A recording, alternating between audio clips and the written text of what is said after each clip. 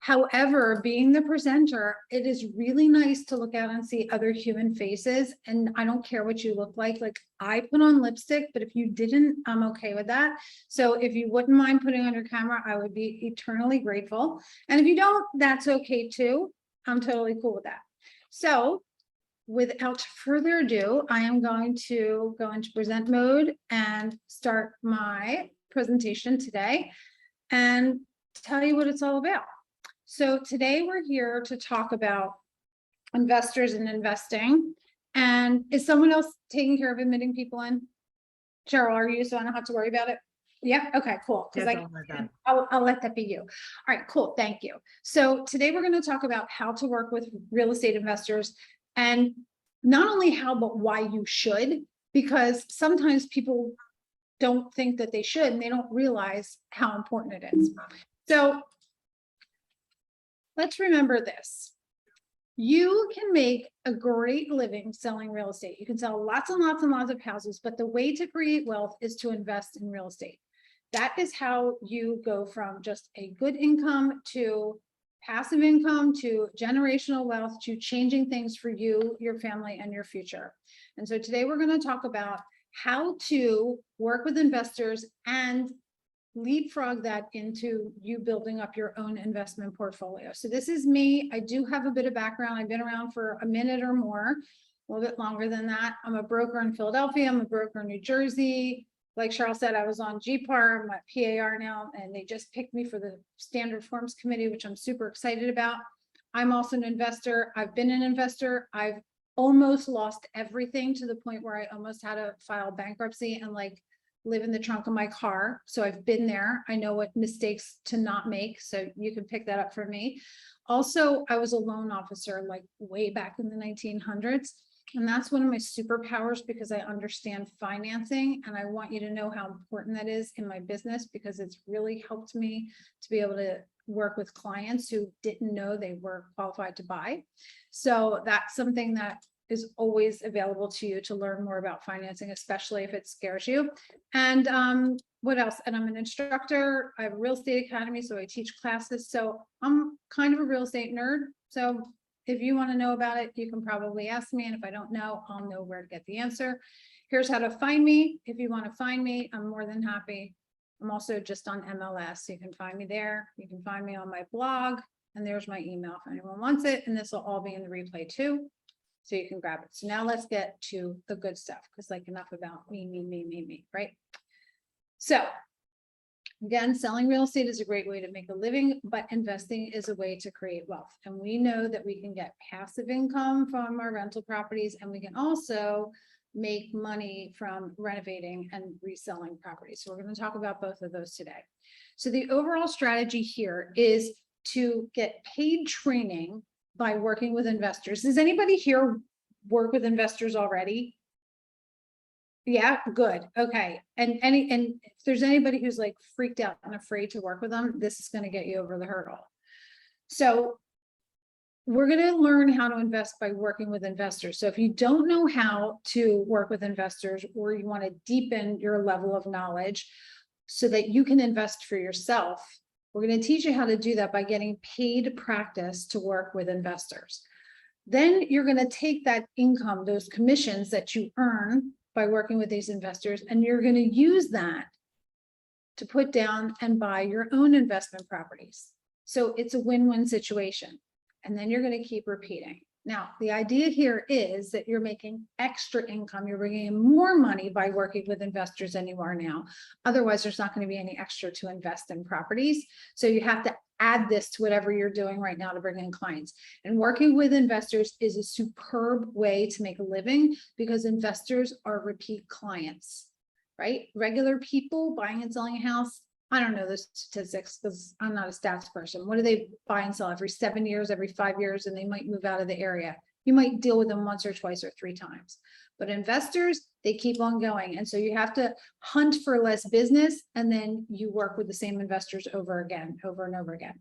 When I first started working with investors, I was scared because I had this impression in my mind that investors really knew a lot of stuff, and they were really, really smart, and they were going to figure out how naive and inexperienced and stupid I am. And that is the farthest thing from the truth, because a lot of times there are going to be investors who don't even know what they want, and you're going to be able to help them. And all we have to do is learn how to speak their language. So we're going to ask them some questions. And the first one we're going to ask them is, what is your goal? You're going to get a myriad of answers. My least favorite answer, although this is where I know I'm actually really needed, my least favorite answer is when they say, I just want to find a deal. That means to me that they don't really know what they want. They don't necessarily know what they're doing. And now I can throw my cape on and come in and save the day, because I'm going to help them figure out what their goal is before they go spend $300,000 and lose their shirt. So when I approach them, and I approach all of my business this way, you'll hear me preach this over and over again, is that I look at sales as service. And this is a really important distinction, because if I look at sales in the traditional way of buy this pen, what I'm doing is I'm holding up a product and I'm trying to create urgency and create people to desire that product so that I can coerce them to sell. You might have heard people saying, memorize this script so you can overcome objections. The vomit rises in the back of my throat when I hear people say that, because the last thing we're here to do is force or coerce someone into getting over their objections and spending money and buying something that they don't want to buy. It's not only unethical, it violates the fiduciary, right? We have to put their needs above and beyond our own. So if we flip it around and we look at sales as service, and we also say sales is problem solving, then it's very easy and it feels natural and organic, because then we're saying to someone, what do you need? What's your problem? Now, how can I help you? And that's what the way I approach sales. Sales is service, sales is problem solving. So what I'm giving you today is some tools to put in your tool belt. And then when you have conversations with human beings and you start talking to them and they're like, yeah, I want to retire from my job, or I need to pay for my son's college, you can then have a conversation with them and make them realize that investing in real estate might be the way to go for them. So this is not just people who come up to you on the street or through your lead generation or your marketing and say, I want to buy an investment property. This is also how you can turn civilians into investors. I call civilians people who don't have a real estate license. So civilians, you can turn them into investors. And when you approach it that way, and in your regular business, I find this makes it a whole lot easier to start serving people and getting sales without feeling that pressure or that creepiness. So now that we have our mindset straight, we're going to say to them, what is your goal? And they're going to be one of two camps, hopefully. If they say that they want passive income, then they're probably a rent and hold. And rent and hold has pros and cons. So rent and hold is buy an income producing property, either a single family, a multifamily, a commercial, anything that we're getting rental income, and hold on to it and collect the rent. So the pros to that are that they're going to get passive income. And we know it's not 100% passive. Any of us who are or have been a landlord or even been a tenant, we know it's not really 100% passive, but it's passive.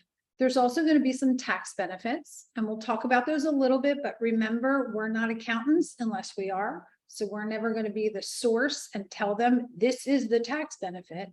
We're going to be the source of the source and say, this might be a tax benefit, check with your accountant, right? That's what we always do.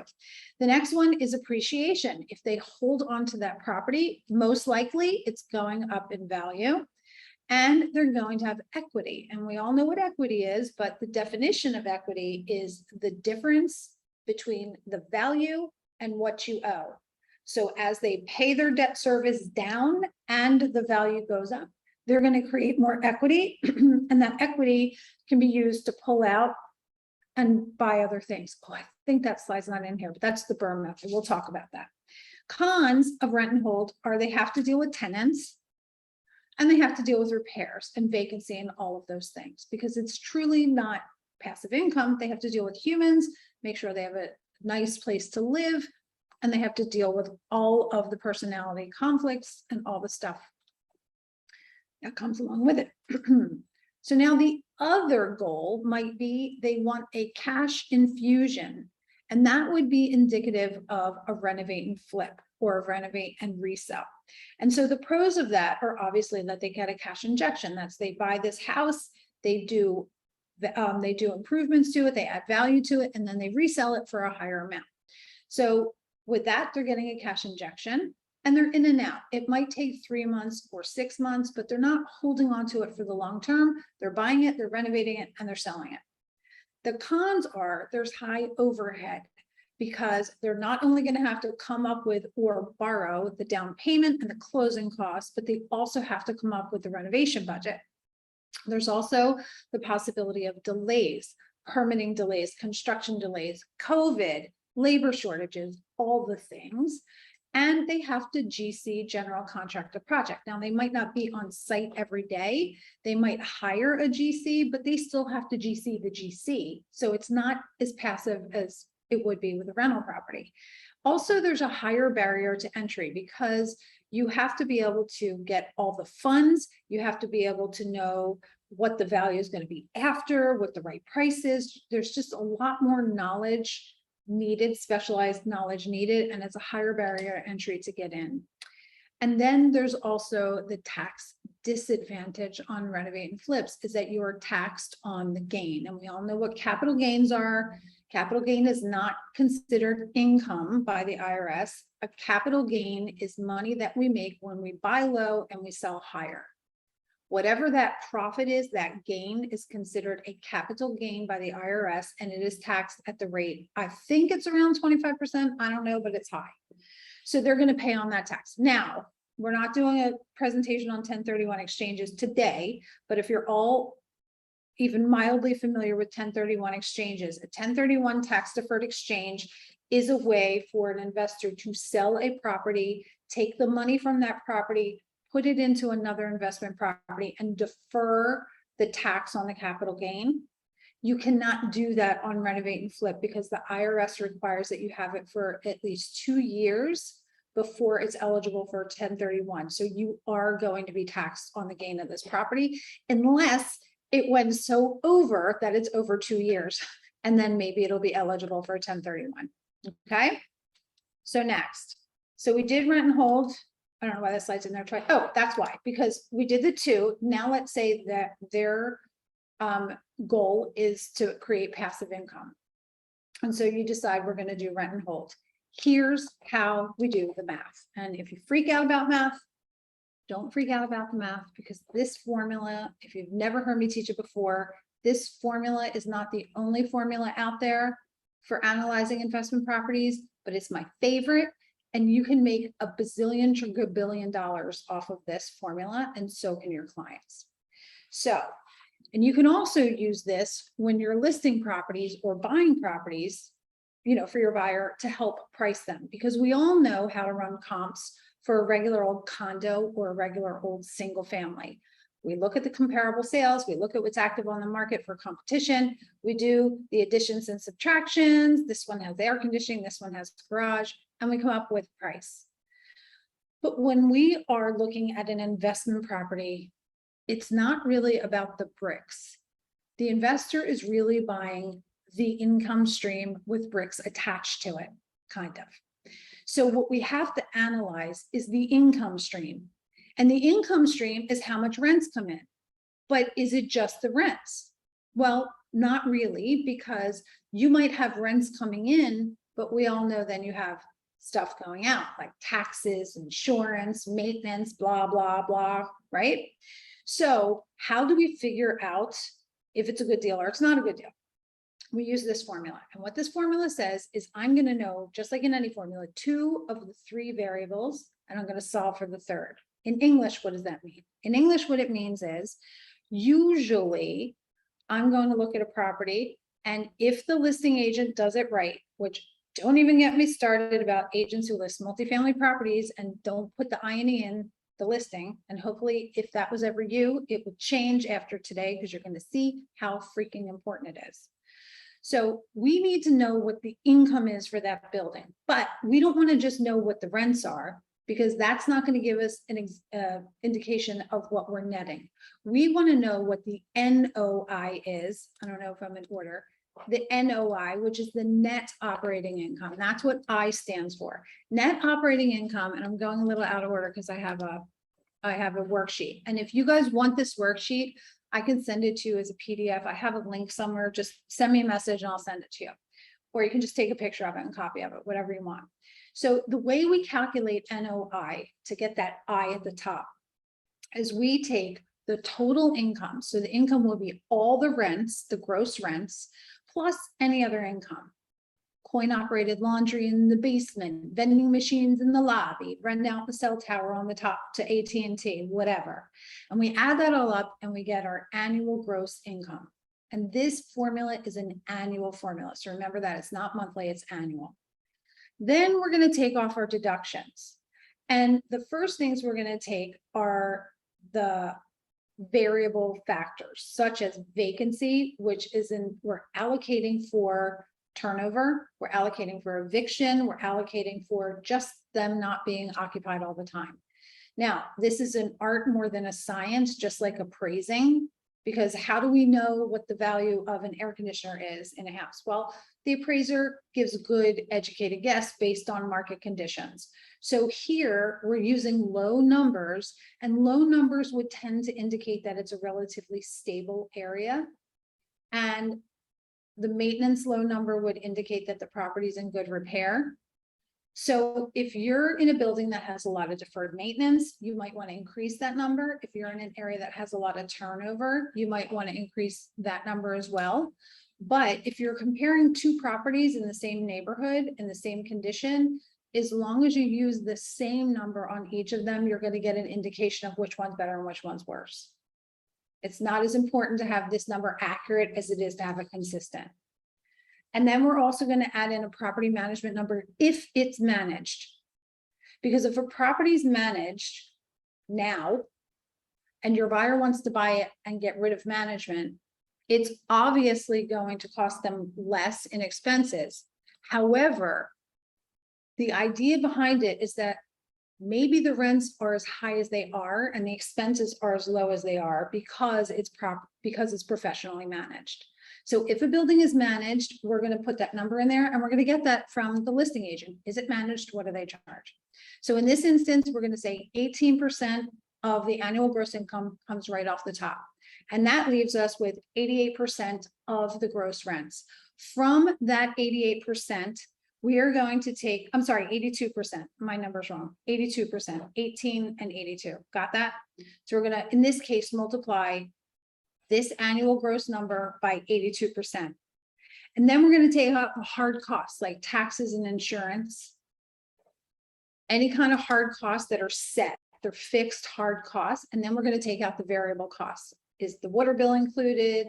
Was there any kind of cleaning, an elevator, contract, staff, because we could do this on big buildings too. And we're going to take out all those numbers. And then when we get to the bottom, that's our NOI. That's our net operating income. Does that make sense? Does anyone have questions about that? Pretty common sense, self-explanatory. All right, so now that we have the NOI, the net operating income, and I'm going to show you an example in a few slides. So we have this net operating income. We know what the building is producing in annual income after all the expenses. And now we also know what they're asking for it. The V is value or sales price. So we know what they're asking for. This is in the case where we're representing a buyer and we're putting an offer in. Now, if we look at these two numbers in relation to each other, I'm making this much, it's costing me this much. What's the return on investment? What's the relationship between those two numbers? And that's the R. And R stands for rate or cap rate, capitalization rate. So we sometimes know the cap rate, but hardly ever. We almost always solve for cap rate. There are some instances where we back in the other way, but let's do an example so that this starts to make sense. So let's say I have a single family residence. It's a 3-bedroom, 1-bath, and the rent is $1,075. I did the worksheet, just trust me on it. The net operating income came out to 7,878. So after my taxes, my insurance, my vacancy, all of those factors, I'm left with a net operating income of 7,878. The price of this property, and this is a real property, this is one of my investment properties. I bought it for $17,000 and I put $18,000 worth of work into it. So that's why I used $35,000. When I divide the rent that I get by the purchase price or the total acquisition price, I get a cap rate, and this is ridiculously high, and we're going to talk about this, of 0.225, which is 22.5. That's a 22.5 cap. It's sick, it's crazy, it's ridiculous. What this is indicative of, when you see a really high cap rate like this, like if you go to Rittenhouse Square, you're going to see cap rates of like 4. You go to Northern Liberties, maybe you'll get up to a 6. That's about the range that you're going to see. And then you start going a little bit fringy, and you might get an 8 or a 9. This is sick. And here's why. Because in this neighborhood, and this is, we also have to talk about, we're not going to talk about a lot because we don't have all day, but we have to talk about the moral or the ethical part of this. So in this case, the values in this neighborhood when I bought this property were extremely low. However, the rents were really high, which is what gives me that high cap rate. So as an investor, yeah, but as a tenant, what does that mean? That means that they could buy this house for $35,000 and their mortgage would be like $400 a month, but they were instead spending $1,000 a month to me. Why?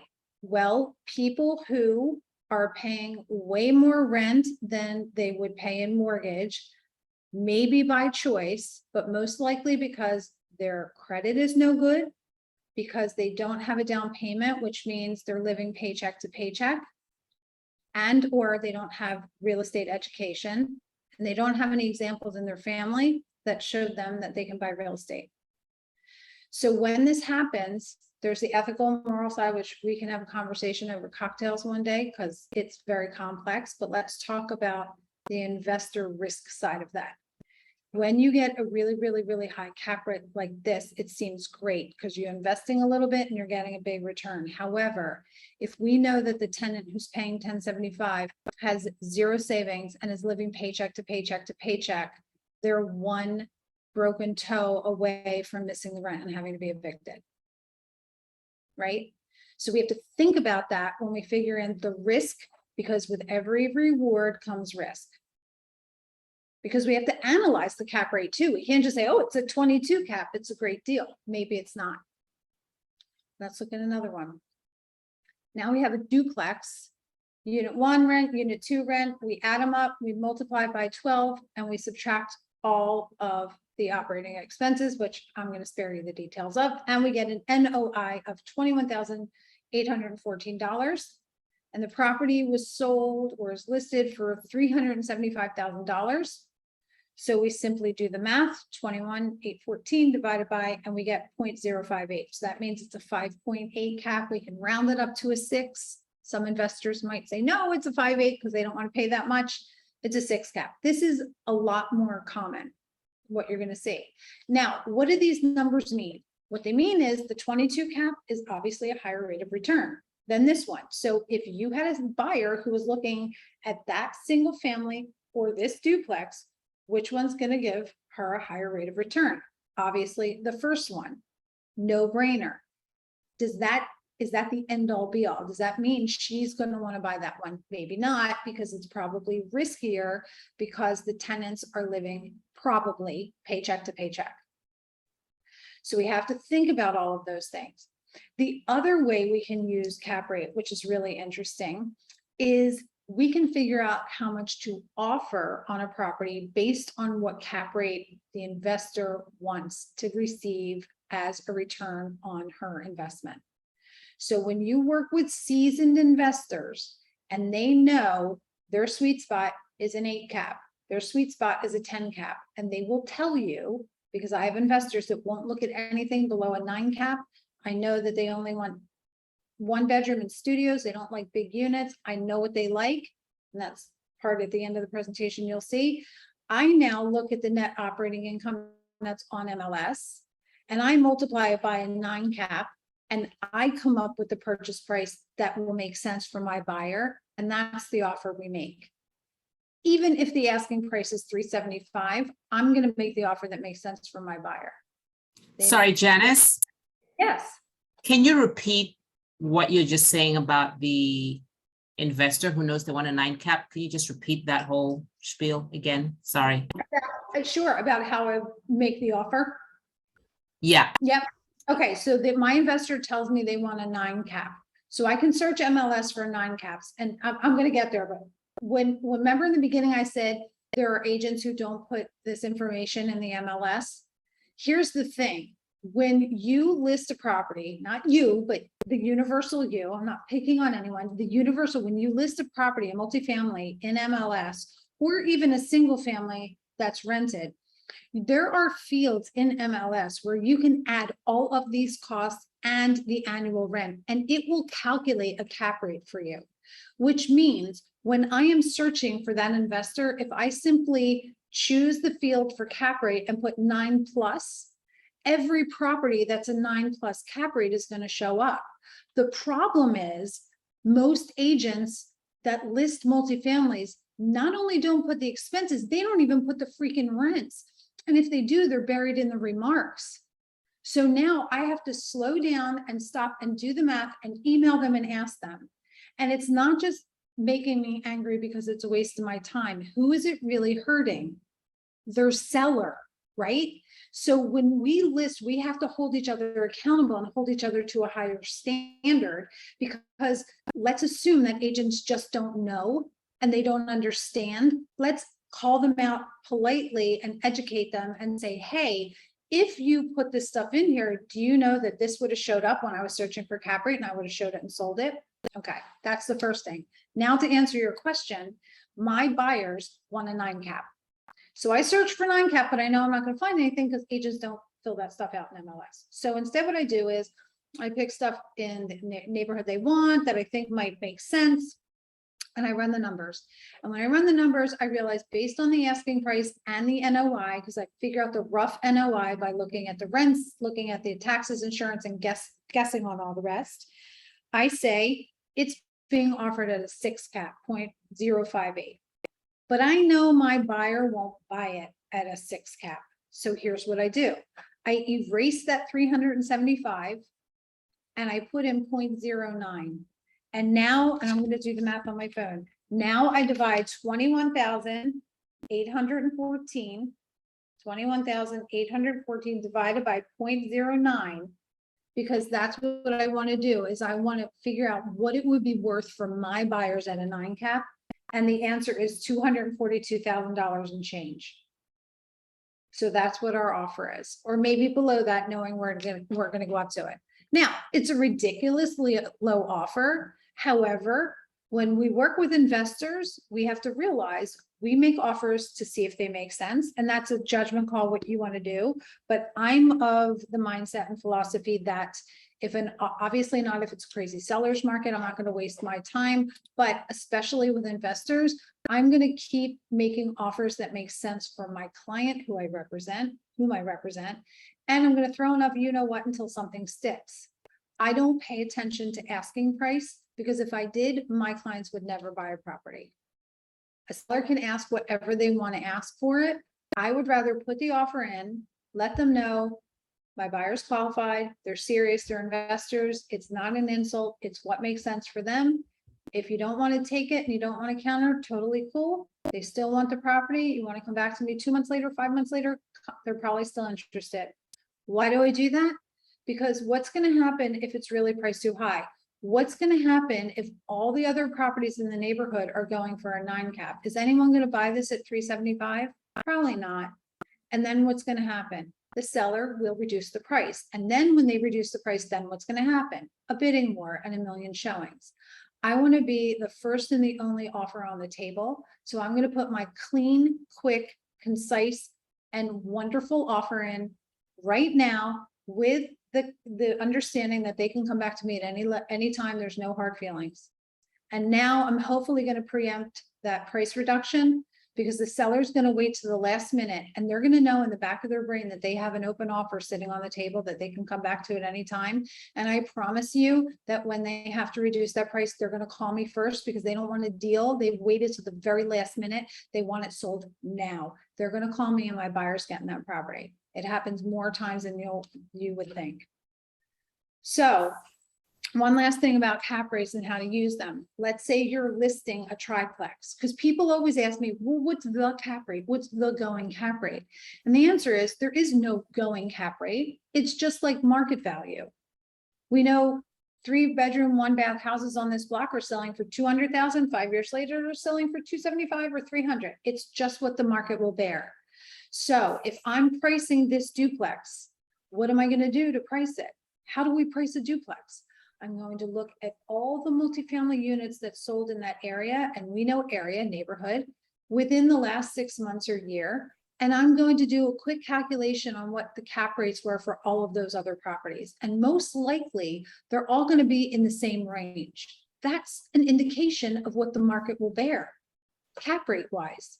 So in this instance, I would hope that the listing agent said, all the other properties, whether it's a triplex, a 4-unit, or whatever, whether it's high end and it sells for $800,000 or it's low end and sells for $150,000, this number only means something when we look at this number. Doesn't mean anything else. So I'm going to look at all the stuff that's sold in the area, and I'm going to make a little list. I'm going to do a spreadsheet or a handwritten list, and I'm going to figure out basic numbers. What are the cap rates?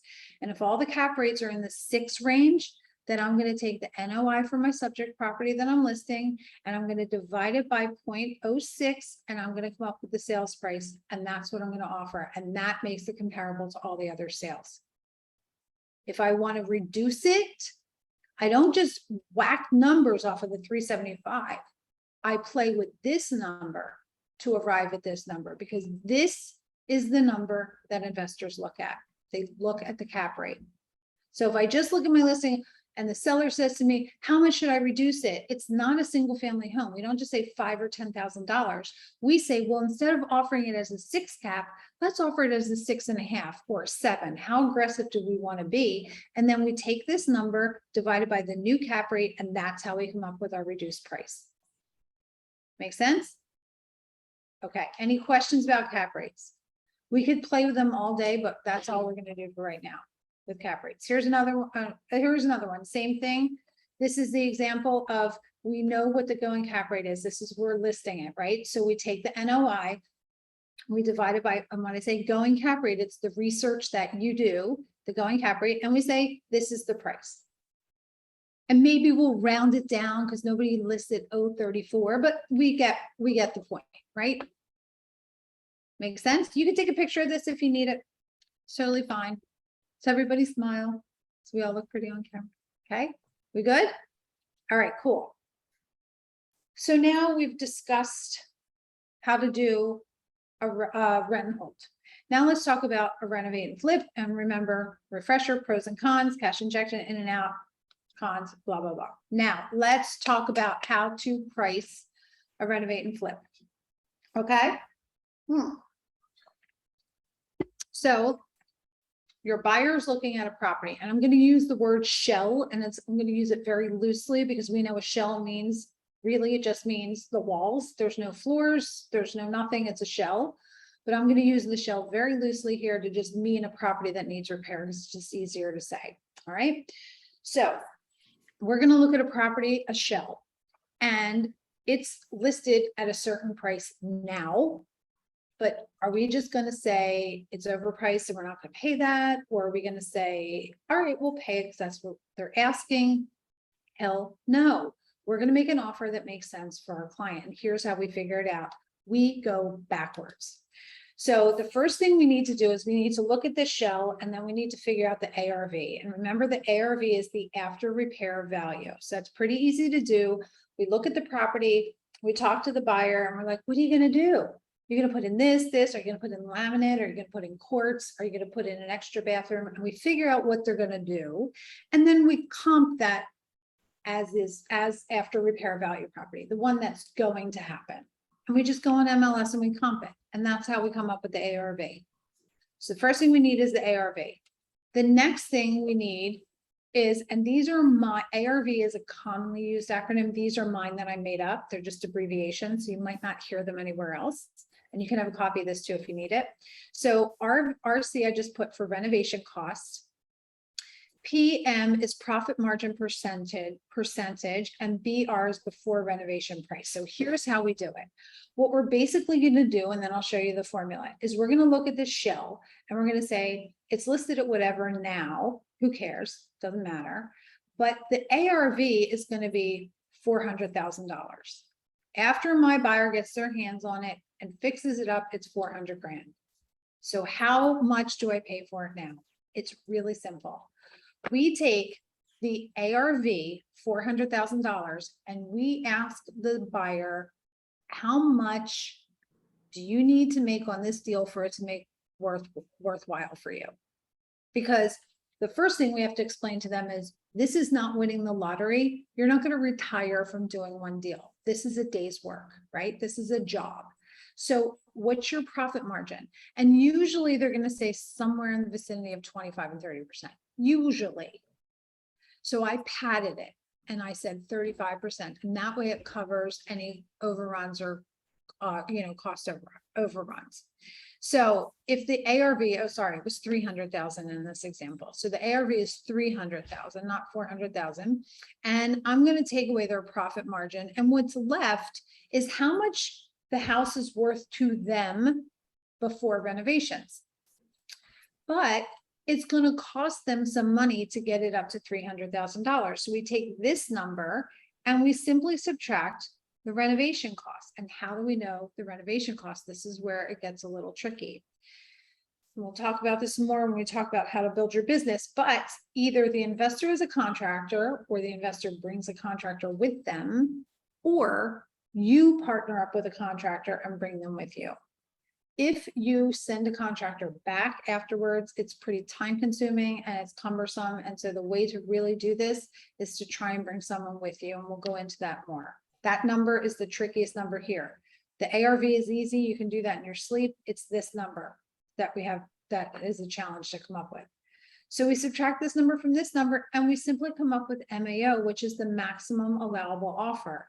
And when we say maximum allowable, it's allowable by who? By us. We're the ones that are saying to them, you can't pay any more than this number, than this 133.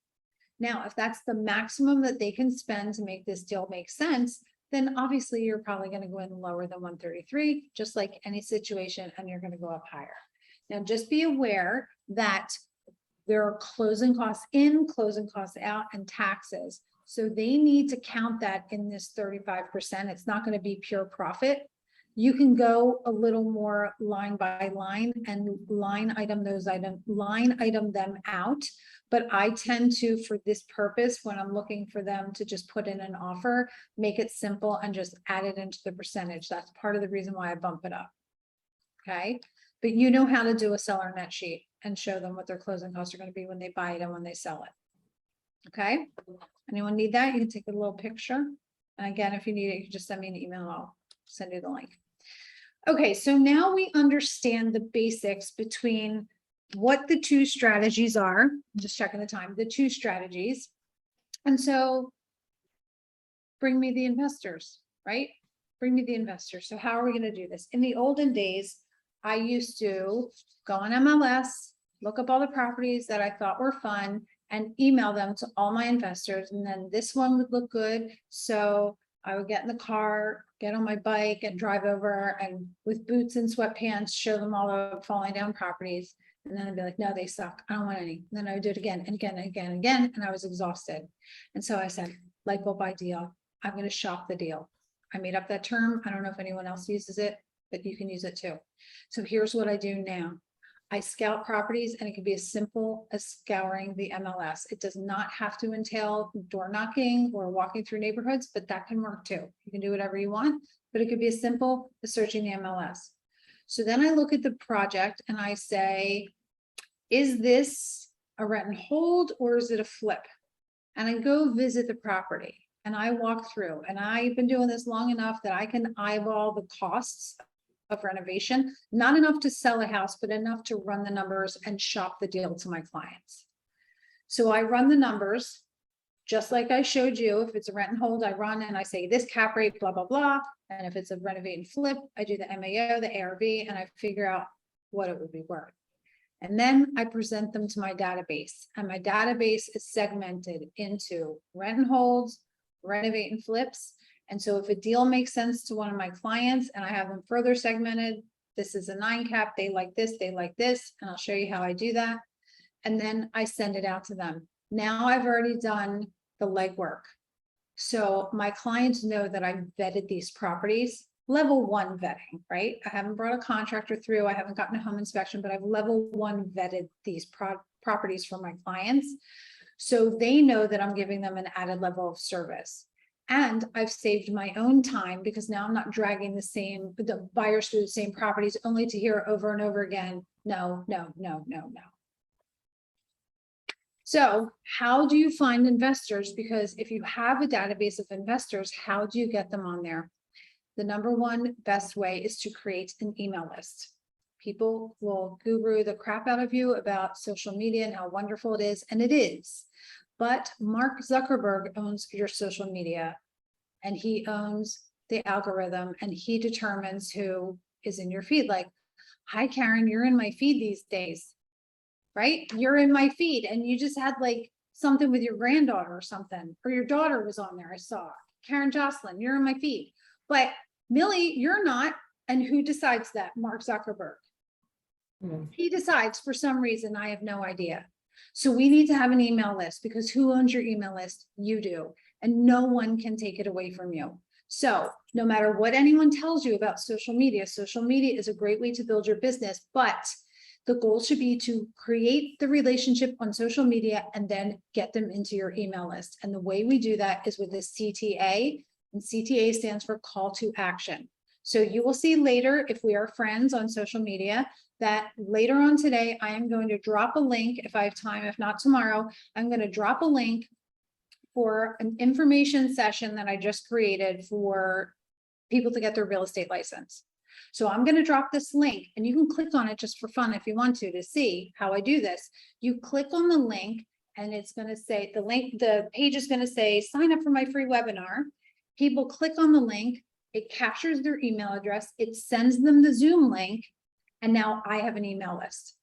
I've given them something of value in exchange for the payment of their email address. In this case, the something of value is a free webinar on how to get your real estate license and why you should. And then when I have them on my email list, I can say, my next session is next month. My next session is this month. Real estate agents now make this much money. You want to be one? And I can continue to market to them over and over again because I know what they're interested in. So what can you give that's something of value? A market report, a 5 DIY ways to add value to your rental property, the new landlord tenant law in Philadelphia and how to avoid eviction. You see what I'm saying? Something of value to your audience, to people who want to invest, something of value. It doesn't have to be a diamond, it's information, and you create it online. And if Matt wants me to do another presentation, I can do one on sales funnels and all that stuff, but we don't have time for it today, like the tech, how to do that. Because I do all my own stuff, which I don't recommend, but I do it anyway, because I'm a control freak. Okay, so the next thing is you can also create an investor list by talking to people. Right? Remember I said you can talk to a civilian and be like, oh, you could take your money out of this and you can move it here and you could sell this and rent this and Airbnb that and take the money and move it here, right? So we talk to people. And when I say create hyper awareness, so there's the reticular function of your brain. It's the one where if you see something, then don't you notice you start seeing it everywhere? Well, that's what I call hyper awareness. And that means if you're out looking at investment properties all the time, what's going to be on your radar? You're going to start hearing people in line at the coffee shop talking about their investment properties. And then you're going to jump into the conversation. And this is the same with anything. I also train agents on this, how to just regular create your business. Go preview properties. It's what all my new agents do. go preview properties, because you just go in the Dorchester and you look at all the vacant properties, and then you go to La Colombe for coffee, and who's sitting behind you but the woman who's in town with her friend because she has to buy her daughter a condo because she's starting medical school at Jefferson. Guess what? There's a unit at the Dorchester. Let's go, it's vacant. You see how that happens? So you fake it till you make it. If you have nothing going on, you go out and make it happen. And I promise you, your brain will see the connections. The next one is to find a connector. So a connector might be, I just found the greatest connector in the whole world. This is true story, and it happened totally by accident. This guy wants to teach at my school. And I was like, I don't need another instructor. My school's not that big yet. But I called him anyway. He's a real estate attorney. So he's teaching my broker law class. We got to talking. This guy has tons of clients who need their property sold. He's handing me, he said, just take them all. Okay. And I can't pay him a referral fee. I'm not allowed to. This is all my money, right? And my clients, I'm not allowed to. He's a connector. I don't have to go out and find each one of these clients by myself. Connector is a real estate attorney, or a divorce attorney, or a zoning attorney, or an expediter, or a 1031 qualified intermediary. See what I'm saying? Or somebody who does wills. Someone who is going to come across people who are looking to invest in real estate. And this works in your regular business too. Anyone who's looking for whoever your desired audience is, when the minute you find a connector, you have now scaled. It's like being a broker and having agents work underneath you. You don't have to go out and find each deal on its own. So now we have step one, we offer them the something of value. Step two, we get the email address because they've opted in or signed up. And step three, we organize them in our CRM. CRM stands for Customer Relationship Manager. Most of us have them. Most of us don't use them. Holler if you're one of those, because I use mine a little bit, but I still, every time I use it, I'm like, damn, I haven't been in here. There's dust on it. Use your CRM, use it. I can't tell you how important it is to use your CRM. So if you are not at the point yet where you want to spend money for a CRM and learn a new system, you can hack your way to doing it, because I'm the queen of hacking your way to doing stuff. I hacked my way to a brokerage. I just built it brick by brick as I went along. So you can use the context in your MLS. Bright allows us, I think it's 5,000, it might even be more. And there's no way to really segment them, but you can tag them and label them. You can only email 5 at a time the last time I looked, so it's a little bit of a challenge. But if you're short on budget or you don't have a lot of people in your database yet, that's a definite way to get you to the next step. You can also go old school and use index cards. Get the little recipe box, get the index cards, put the person's name on it, put what they're interested in, and then on the back, you can keep track of every time you talk to them. You can separate it by month, and that way you can shift and make sure that you reach out to every single one of those every single month. There's lots of ways that you can do it. And then the third one is a paid service. So obviously you can buy or subscribe to CRM. A lot of brokers will actually include it with your brokerage, whatever. There's tons of them. We could talk about them another time. We have more time. Then you're going to have your emails. Once you have them in the CRM, how are you going to email them? Well, if you have a paid service, they often include emails. But if you're using a hacked service like MLS or index cards, you can just email them manually through your Gmail or through whatever, your regular email. You can also use a send out service like Mailchimp or Constant Contact. I used to use Constant Contact 100 years ago, and I was banned for life because I had too many unsubscribes. I can't remember where I got my list, but I bought it or I stole it or I did something shady. And the people kept opting out. I did. We live and learn, right? We don't make mistakes. So when you have people on your email list, you had better make sure, I learned the hard way, you had better make sure that they opted in. Don't just steal their email addresses and put them on there, because then you get banned for life and then you're considered spam. I could probably go back now because I have a different name and a different email address, but I just don't. I was like, I can take a hint. So I don't know where Constant Contact's pricing is now, but I do know Mailchimp. Mailchimp is free for up to 2,500 contacts. And Mailchimp is really professional. You can customize them. It can track how many people open them. You can see what your open rates are, your click-through rates. It's a really great starter service. And then once you get above 2,500 contacts, you just upgrade to the paid. So it has some limitations on the free, but it's a great way to start out. And it complies with the CAN-SPAM Act. It has the one button unsubscribe. It has the physical address. It has all the requirements that you need. It also has a spam meter. So when you're writing an email, if it triggers any spam filters, like if you use the word money or fortune or dollar signs in the subject line or even in the body of the email, it's going to flag it as spam. So it's really good because it'll help you not send emails that are going to get caught in spam filters. And then the third one is an automation service such as Activecampaign or ConvertKit. And those are just two of the many, and they're a higher level. I currently use Activecampaign. So Activecampaign is one-stop shopping for me. It's my CRM. It sends out my emails and it also does automations.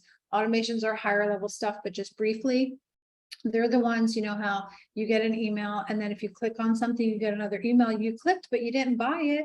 Why didn't you buy it? Do you like the payment plan? Right? So automations can send very personalized emails depending on the opener's behavior. So that's higher level stuff that you might not be ready for now, but know that it's out there because you can turn this into something huge. You can turn this into your own brokerage. You can turn this into a team.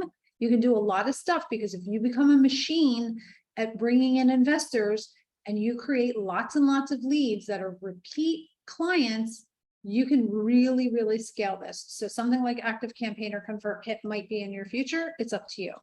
The third thing is a lead magnet. Remember, I said you create this something of value. And again, I can do a whole tech thing another day, but there are three common sources where you can create lead magnets, lead pages. That's the one that I use. It's one of my favorite softwares because it's so much fun. I probably don't even need it anymore because I can do all this stuff in Activecampaign, but I love lead pages so much that I keep it. I think I pay about $67 a month or something like that, worth every penny. So I create lead magnets and then they click on, they get this, all that stuff. And then there's also WordPress and Squarespace. And those are all ways to create websites and through them you can create lead magnets. Okay. All right. So now we're moving on. Oh, that's all I had? Wait, that can't be all I had. Oh, that is. Sorry, Janice. Yeah. What exactly is a lead magnet? I'm not getting. Sure, a lead, no problem. So a lead magnet is something of value that you're going to give to someone in exchange for their email address. Okay. Right. So the purpose of that is, my phone was on, I thought it was off. So the purpose of that is you want to get people on your email address, on your email list so that you can email market them. Because remember in the beginning, I said, you're going to go shop the deal. You're going to go find these investment properties. Well, who are you going to tell them to? I'm going to stop sharing because that's the end of the slideshow. And we're just going to talk. I have a few more things and then we'll do Q&A. So you are going to go shop these deals, but who are you going to shop them to? You find this deal, who are you going to tell about it? So you want to create an email list so that you can set it in your schedule once a week, once a month, twice a week, however often you want to create business, however robust you want your business to be. You go out and find these deals and then you constantly send them to your list, right? Here's another way to grow your list. Go on Facebook. As you're touring a property that you're looking to run the numbers on, walk through it first and make sure it's decent and you have something to say, and then grab your phone, which is my favorite thing because for those of us who are old enough to remember before phones, this is a freaking portal into the universe. Like you can literally click a button and broadcast to the planet. Like for those of us who grew up without phones, we know how valuable that is. It is insane when you think about the power that's in your hand.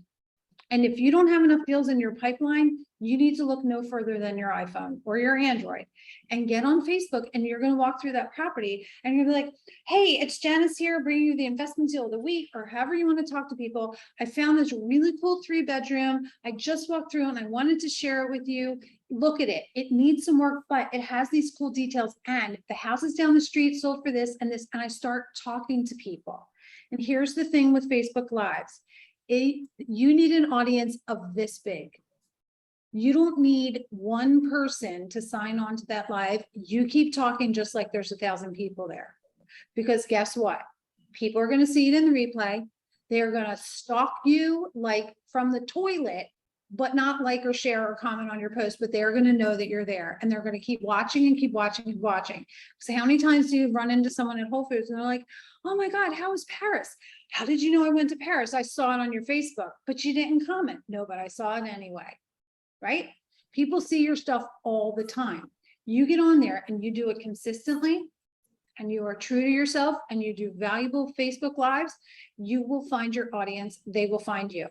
And it only takes one to close a deal, doesn't it? So we get on there, we get on there, we get on there. And then at the end of the Facebook Live and in the comments, you can always do your call to action. Your call to action be like, I love this property. I tour properties every Thursday at 2. Join me next week, Thursday at 2. And if you want my list of 5 best ways to blah, blah, blah, or 5 best tax saving tips, send me a DM or click this link. You can hack it in the beginning. And just, if you can't build a sales funnel and you don't know all the tech, just tell people to send you a message. And in the message, they say, I want the list. You say, what's your email address? I'll send it to you. Now you have their email address, and then you just have to manually add it to your CRM and manually email them the lead magnet. Over time, you can build automation so you don't have to do it yourself. And here's a fun fact. You can go on Fiverr, Fiverr, or Upwork, and you can hire a VA to do these jobs for you for next to nothing. VA stands for virtual assistant. You can hire them to do all this stuff for you for free. And not for free, sorry, for cheap, not for free, but save your time. So the last thing before we open up for questions, because it's like 2 o'clock, the last thing I just want to say is, so the idea here, remember, is to start learning how to work with investors. You're going to get practice by working with investors. And obviously we don't practice on clients. You're going to have your broker to lean on. You're going to have your sales manager to lean on, because we still have the fiduciary. So you can't just make, trial and error. Oh, well, you lost $300,000. I'm learning. We have to still honor the fiduciary, but you're practicing with them and you're making money. And in the meantime, you know what else you're doing that's invaluable? You're getting to know the market. And you're not getting to know the market as a computer, but a keyboard warrior. You're getting to know the market by being out into the world. And you're also going to have neighbors seeing you open the house when you're going in by yourself. What are you doing? What are you doing? Oh, I'm a real estate agent. I'm a real estate broker. And then you're going to end up getting more leads and more leads and more leads. So you're going to build up this whole business. It's going to snowball in the best way possible. And then what's going to happen when you start banking those extra commissions to put towards your own deal, you're going to intuitively know where the next best deal is. And instead of doing a Facebook Live about it, you're going to do an offer on it. And that's going to be your first investment property. Ta-da! Any questions? Oh, wait, there's questions in the comments. Shall I look? I might be the only one, but I'm feeling unclear on how to solve for these figures. Anyone else? Are you talking about the ER formula? Kira, are you still here? If you are and you want to unmute yourself. Vacancy rate is a percentage of the gross rent. So no, vacancy rate is based on, so lenders, for example, use 25% generally as a vacancy rate. And what that means is, if you're buying an investment property and you want to count the rental income towards your debt to income ratio, like so that you can qualify for the mortgage, they're generally only going to count 75% of the rental income. They're going to apply a 25% vacancy factor. Banks are conservative. In general, your vacancy factor is going to be lower. Imagine if you went vacant 1 month because of turnover, that's about an 8.3% vacancy rate. So use that and think about how often is it going to be vacant. And remember, that number is an art more than a science. So if you're comparing multiple properties in the same neighborhood, it's most important to use the same vacancy rate than it is to get the vacancy rate exactly right. You got the IRV, and the income, yes, the I is the net operating income. And again, you can send me a message and I'll send you, or I could just send Matt, whatever's easier. Mackenzie, I could send you the thing and you can email it to everybody who signed up, whatever's easier, you guys tell me. you guys are answering each other. Define NOI. NOI is net operating income, so it's the gross rents minus all the expenses. First, we take off the vacancy rate, the maintenance and property management, and then we subtract the fixed costs like insurance and taxes. And then we take off the variable costs, cleaning, water bill, anything like that. One thing I didn't mention, we do not take is mortgage, because if there's a mortgage on the property, if there's debt on the property, that's not about the property, that's about the buyer, right? Because you and I might buy the same property, but if I pay cash and you buy a mortgage, is the property any better? No, my bottom line is better because I didn't finance the money, but it doesn't change the cap rate of the building. So we don't count debt service in the calculation. Okay, that's that. I think these are the same. Have cap rates changed in the past few months with a big increase in interest rates? So here's the thing. I don't think cap rates have changed so much. It's that investors will pay less. So prices have come down. Cap rates are pretty much staying the same. It's that prices are coming down so that investors can get the same cap rate that they're used to. At some point, if we had like a in the market, then probably investors wouldn't be buying, right? Because they're not going to buy at a low cap rate, they'll hold on. It's not like they need a place to live, they're buying for the income stream. So if they can make more money elsewhere, they will. Okay, that's it. Any other questions? Okay, I know it's a lot. It's an overview, and just remember that you learn this stuff in layers. And if you want to reach out to me at any time, feel free. How do we reach out to you? Sorry. That's okay. So I guess the best way is my email. So it's my name, Janis, just my first name, Janis, Janis, at settledownphiladelphia.com. So all spelled out, settledownphiladelphia.com, or just find me on social media. It's just my name on social media. That was excellent. Thank you. You're so welcome, everybody. Thanks for hanging out with me. Okay. Bye. Thanks so much. Okay. Bye. Great presentation, Janet. Thank you. Anytime. Thanks so much for tuning in today. And I have another quick question. Oh, sure. Can we get very a much. presentation or, Can the you get what? slides, or can we get a copy of your presentation? I don't know if someone asked that already. Yeah, you can, no one asked, you can have them. Send me an email, I'll send them to you. It's on Canva. I'll just send it to you on Canva. Wonderful. Thank you. Perfect. You got it. Bye. Thank Bye. you.